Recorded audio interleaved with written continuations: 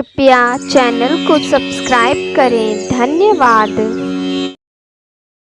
शुक्रवार का व्रत उठाएं, संतोषी माता की शरण में आएं। गुड़ और चने का भोग लगाएं, जीवन में सदा ही सुख पाएं। संतोषी माता की जय। बोलिए मित्रों, जय मां संतोषी। हे मां संतोषी, आप हम सभी भक्तों पर अपनी कृपा सदा ही बनाए रखना। मित्रों, संतोषी माता के चरण कमलों का ध्यान करते हुए सुनते हैं शुक्रवार व्रत की बहुत ही सुंदर कथा। प्राचीन समय की बात है। एक गांव में एक बुढ़िया रहा करती थी। उस बुढ़िया के 7 पुत्र थे, 6 कमाने वाले थे और एक पुत्र कमाता नहीं था। उसके 7 बेटों की शादी हो चुकी थी और सबसे छोटे वाले बेटे की शादी एक अति गुणवान और सुशील कन्या के साथ संपन्न हुई थी। बुढ़िया अपने 7वें पुत्र का विवाह होने के बाद अपनी सबसे छोटी बहू से घर के सारे काम करवाती, परंतु उसे ठीक से खाना भी नहीं देती थी। यह सब लड़का देखता पर माँ से कुछ भी नहीं कह पाता था और उसकी बहू दिन भर काम में लगी रहती थी। वो उपले थापती, रोटी रसोई करती, बर्तन साफ करती, कपड़े धोती और इसी में उसका सारा समय बीत जाता था। बुढ़िया भी अपने 6 बेटों की रसोई बनाती और उन्हें अच्छा भोजन कराती और पीछे से जो कुछ जूठन बचता सो 7वें बेटे को उठा कर दे देती थी। बुढ़िया का 7वां बेटा बड़ा ही भोला भाला था। वो अपने मन में किसी भी प्रकार का कोई गलत विचार नहीं करता था। एक दिन वो लड़का अपनी बहू से बोला, देखो प्रिय, मेरी माता का मुझ पर कितना प्यार है। वह बोली, क्यों नहीं, बहुत प्यार है कि सबका बचा हुआ जूठा तुमको खिलाती है। वह बोला, भला ऐसा भी कहीं हो सकता है? मेरी माँ ऐसा कभी नहीं कर सकती। मैं जब तक आंखों से न देखूं, मैं मान ही नहीं सकता। बहू ने हंसकर कहा, तुम देख लोगे तब तो मानोगे। ऐसे ही कुछ दिन बाद एक बड़ा त्योहार आया। बुढ़िया के घर में 7 प्रकार के भोजन और चूरमा के लड्डू बनाए गए। बुढ़िया का 7वां बेटा अपनी पत्नी की बात को जांचने के लिए सिर दर्द का बहाना करके एक पतला कपड़ा सिर पर ओढ़कर रसोई घर में सोने का बहाना करके लेट गया। अब तो लड़का कपड़े में से सब देखता रहा कि आखिर क्या हो रहा है। जब 6 भाई भोजन करने आए, उसने देखा कि माँ ने उनके लिए सुंदर सुंदर आसन बिछाए हैं, 7 प्रकार की रसोई परोसी है और हर बेटे को आग्रह करके जिमाती है कि खा ले बेटा। 7वां बेटा कपड़े के पीछे ये सब देख रहा था। 6 भाई भोजन करके उठे तब माता ने उनकी जूठी थालियों में से लड्डुओं के टुकड़ों को उठाया और एक लड्डू बना दिया। जूठन साफ कर बुढ़िया ने 7वें बेटे को पुकारा कि उठो बेटा, 6 भाई भोजन कर गए, अब तू ही बाकी है, उठना कब खाएगा? वह कहने लगा कि माँ, मुझे भोजन नहीं करना, मैं धन कमाने के लिए परदेश जा रहा हूँ। माँ को बेटे की बात पसंद आ गई कि बेटा परदेश जाएगा तो बहुत सारा धन कमा कर लाएगा। बुढ़िया ने अपने बेटे को जाने की आज्ञा दे दी और कहा कि कल जाता हो तो आज ही जा। वह बोला, हाँ हाँ, आज ही जा रहा हूँ। यह कहकर वह घर से निकल गया। चलते समय उसे अपनी पत्नी की याद आई। वह गौशाला में उपले थाप रही थी। वहीं पर जाकर वो अपनी पत्नी से बोला, हम जावे हैं परदेश को, आगे सो कुछ काल, तुम रहियो संतोष से, धर्म आपनो पाल। वह बोली, जाओ पिया आनंद से, हमरू सोच हटाए, राम भरोसे हम रहें, ईश्वर तुम्हें सहाय। पत्नी बोली, दे निशानी आपनी, देख धरू में धीर, सुधी हमरी मति बिसारियो, रखियो मन गंभीर। वो बोला कि मेरे पास तुम्हें देने के लिए तो कुछ भी नहीं है, बस यह एक अंगूठी है, सो ले लो और अपनी कुछ निशानी मुझे भी दे दो। वह बोली, मेरे पास आपको देने के लिए क्या है? इतना कहकर वह पति के चरणों में गिरकर रोने लगी। इससे पति के जूतों पर गोबर से सने हाथों से छाप बन गई।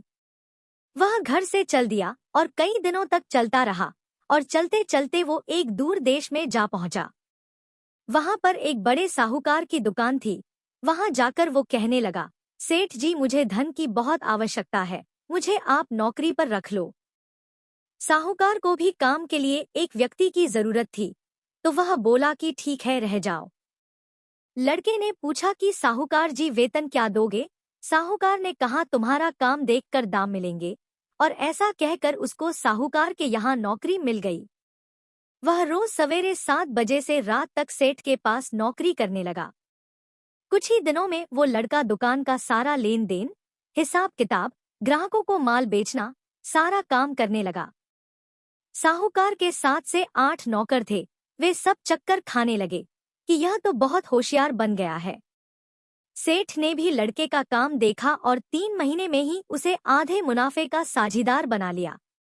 इसी प्रकार से समय बीता और वह लड़का 12 वर्ष में ही नामी सेठ बन गया। अब तो मालिक सारा कारोबार उस पर छोड़कर बाहर चला गया। संतोषी माता व्रत कथा के अनुसार अब बहू पर क्या क्या बीत रही है, सो आप सुनो। बेटे के जाने के बाद सास अपनी बहू को बहुत दुख देने लगी। सास सारी गृहस्थी का काम करवा कर बहू को लकड़ी लेने जंगल में भेज देती। इस बीच घर की रोटियों के आटे से जो भूसी निकलती उसकी रोटी बनाकर रख दी जाती और फूटे नारियल के खोपरे में पानी पीने के लिए दिया जाता, और इस तरह उस दुखियारी के दिन बीत रहे थे। पति के जाने बाद बहू पर सास के अत्याचार धीरे धीरे और ज्यादा बढ़ते चले गए। एक दिन बहू इस सब से दुखी होकर मंदिर चली गई। वहां उसने देखा कि बहुत सी स्त्रियां कोई पूजा कर रही थी। उसने स्त्रियों से उस व्रत के बारे में जानकारी ली तो वे बोली कि हम संतोषी माता का व्रत कर रही हैं। इससे जीवन के सभी प्रकार के कष्टों का नाश होता है और जीवन में सुख समृद्धि आती है। निपुत्र को पुत्र मिलता है, प्रीतम बाहर गया हो तो जल्दी अपने घर को आता है, कुंवारी कन्या को मनपसंद वर मिलता है, सब तरह की सुख शांति प्राप्त होती है और जो कुछ मन में कामना हो वे सब इस संतोषी माता की कृपा से पूरी हो जाती है।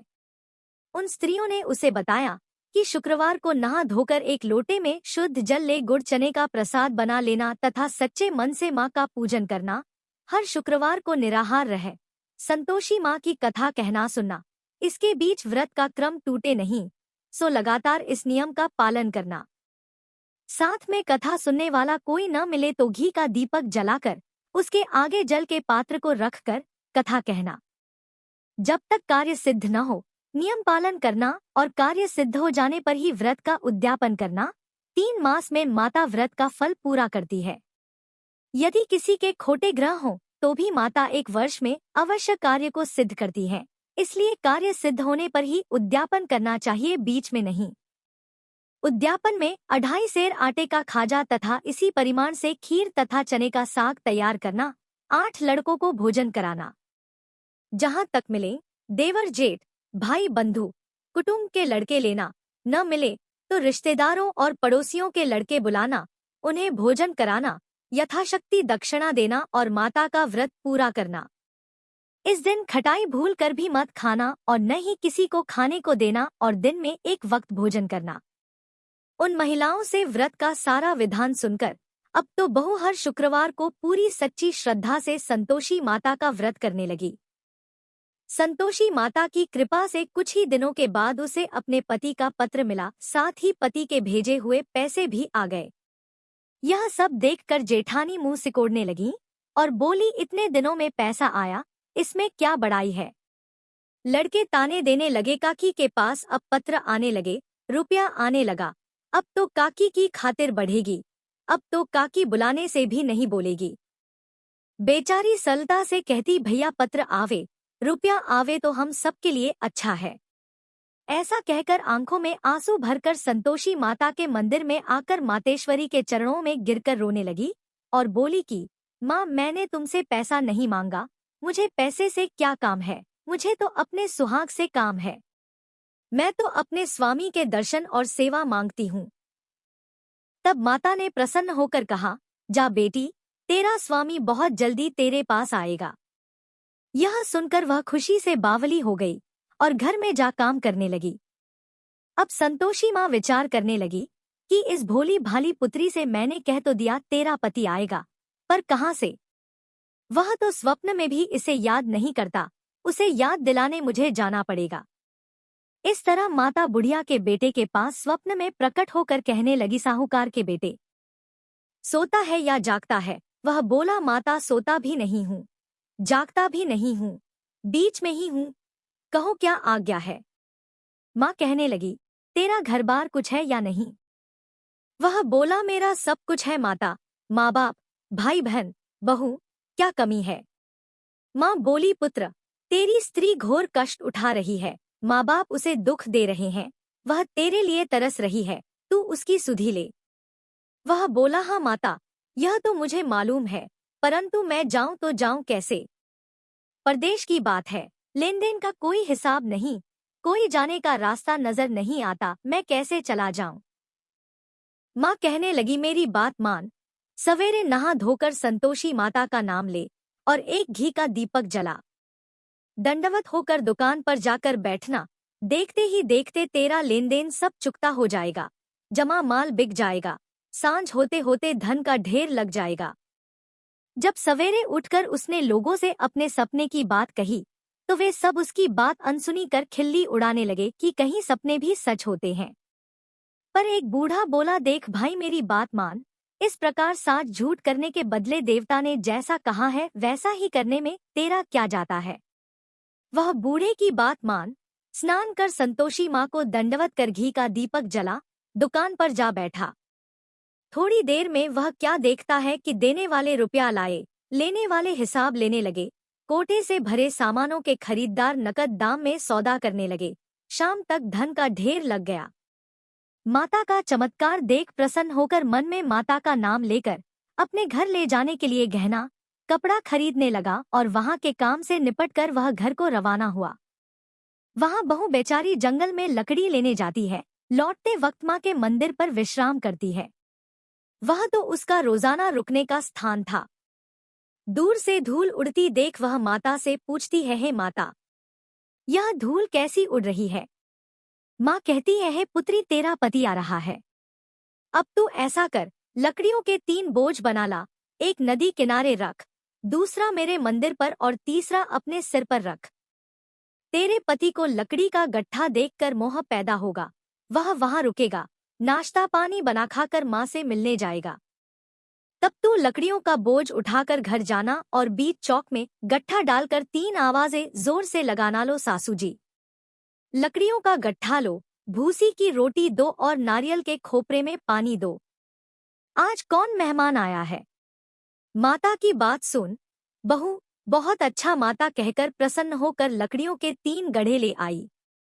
एक नदी तट पर, एक माता के मंदिर पर रखा और एक सिर पर रखा। इतने में ही वहां एक मुसाफिर आ पहुंचा। सूखी लकड़ी देख उसकी इच्छा हुई कि अब यहीं विश्राम करे और भोजन बना खाकर गांव जाए, और इस प्रकार भोजन बना विश्राम कर वह गांव को गया। वो घर में सबसे प्रेम से मिला और उसी समय बहू सिर पर लकड़ी का गट्ठा लिए घर में आती है। लकड़ी का भारी बोझ आंगन में डाल, जोर से 3 आवाज देती है, लो सासू जी, लकड़ी का गट्ठा लो, भूसी की रोटी दो, नारियल के खोपरे में पानी दो। यह सुनकर सास बाहर आ गई, अपने दिए हुए कष्टों को भुलाते हुए कहती है, बहू ऐसा क्यों कहती है? तेरा मालिक तेरा पति आया है। आ बैठ, मीठा भात खा, भोजन कर, कपड़े गहने पहन। इतने में आवाज सुन उसका स्वामी बाहर आता है और अपनी अंगूठी देख व्याकुल हो माँ से पूछता है, माँ यह कौन है? माँ कहती है, बेटा यह तेरी बहू है। आज 12 वर्ष हो गए तू जब से गया है, तब से सारे गांव में जानवर की तरह भटकती फिरती है, कामकाज घर का कुछ करती नहीं, 4 समय आकर खा जाती है। अब तुझे देखकर भूसी की रोटी और नारियल के खोपरे में पानी मांगती है। वह लज्जित हो बोला, ठीक है माँ, मैंने इसे भी देखा है और तुम्हें भी देखा है। अब मुझे दूसरे घर की चाबी दो तो उसमें ही रहूंगा। तब माँ बोली, ठीक है बेटा, तेरी जैसी मर्जी। इतना कहकर चाबी का गुच्छा पटक दिया। उसने चाबी लेकर दूसरे कमरे में, जो तीसरी मंजिल के ऊपर था, खोलकर सारा सामान जमाया और एक दिन में ही वहां राजा के महल जैसा ठाट बाट बन गया। अब क्या था, वे दोनों पति पत्नी सुखपूर्वक रहने लगे और इतने में अगला शुक्रवार आया। बहू ने अपने पति से कहा कि मुझे माता का उद्यापन करना है। पति बोला, बहुत अच्छा, खुशी से करो, और वह तुरंत ही उद्यापन की तैयारी करने लगी। जेठ के लड़कों को भोजन के लिए कहने गई, उसने मंजूर किया, परंतु पीछे जेठानी अपने बच्चों को सिखलाती है, देखो रे, भोजन के समय सब लोग खटाई मांगना, जिससे उसका उद्यापन पूरा न हो। लड़के जीमने आए, खीर पेट भरकर खाई, परंतु याद आते ही कहने लगे, हमें कुछ खटाई दो, खीर खाना हमें भाता नहीं, देखकर अरुचि होती है। बहू कहने लगी, कटाई किसी को नहीं दी जाएगी, यह तो संतोषी माता का प्रसाद है। लड़के तुरंत उठ खड़े हुए, बोले, चाची पैसा लाओ। भोली बहू कुछ जानती नहीं थी, सो उन्हें पैसे दे दिए।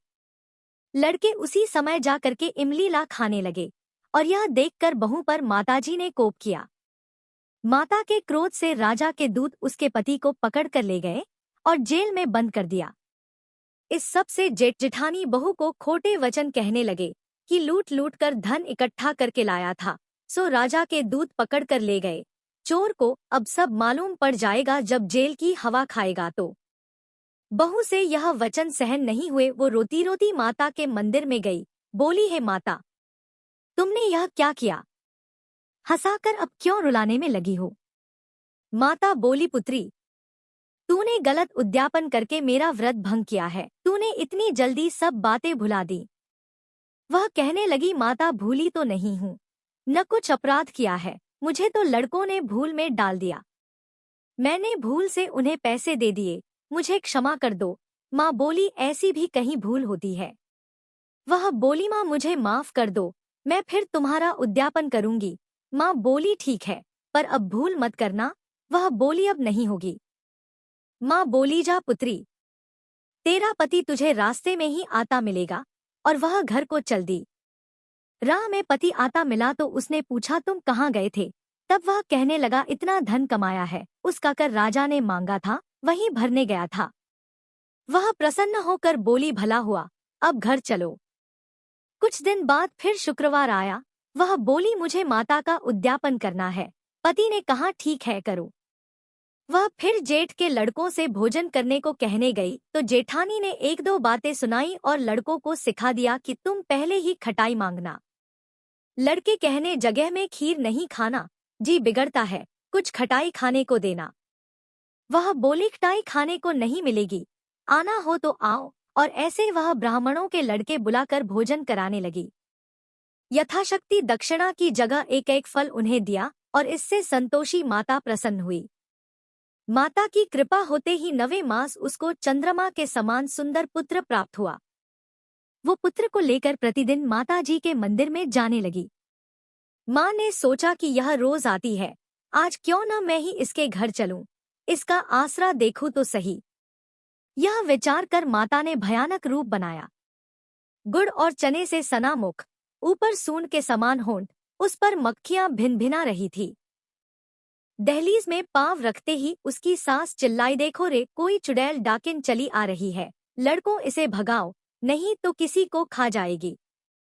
लड़के डरने लगे और चिल्लाकर खिड़की बंद करने लगे। यह सब बहू रोशनदान में से देख रही थी।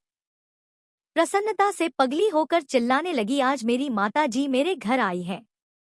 यह कहकर बच्चे को दूध पिलाने छोड़ देती है। इतने में सास का क्रोध फूट पड़ा।